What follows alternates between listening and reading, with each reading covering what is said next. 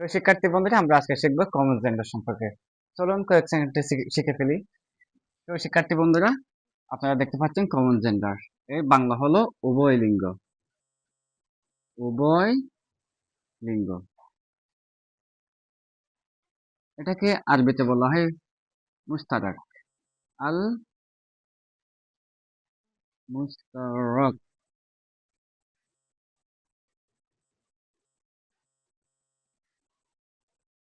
আমরা একই সাথে সংজ্ঞাটাও লিখে ফেলি। তো শিক্ষার্থী বন্ধুরা, আমরা লিখতে পারি যে নাউন বা প্রোনাউন দ্বারা স্ত্রী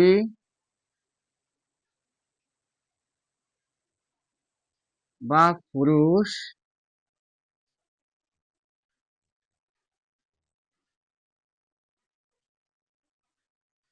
উভয় জাতিকে বোঝায়,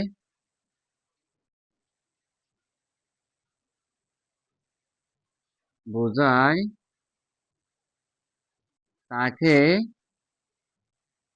কমন জেন্ডার বলে। জেন্ডার বলে। তো শিক্ষার্থী বন্ধুরা, আমি আবারও একটু ক্লিয়ার করে বলি। যে শব্দ দ্বারা স্ত্রী এবং পুরুষ উভয় জাতিকে বোঝাবে, একটা শব্দ দিয়ে স্ত্রী বোঝাবে এবং পুরুষও বোঝাবে, ছেলে বোঝাবে, মেয়ে বোঝাবে, সেই সব শব্দগুলো হলো কমন জেন্ডার। আসুন একটু উদাহরণ দিই। যেমন এক্সাম্পল লেখেন। এক্সাম্পল দেখুন তো।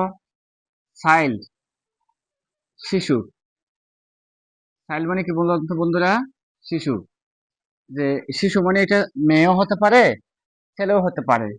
যেমন উই, উই মানে আমরা, আমরা মানে এখানে ছেলেও হতে পারে, মেয়েও হতে পারে।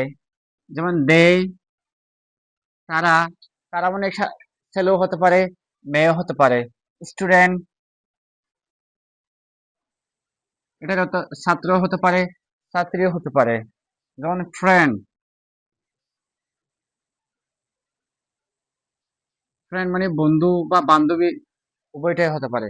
প্রিয় শিক্ষার্থী বন্ধুরা, এই সমস্ত শব্দগুলাই হলো কমন জেন্ডার।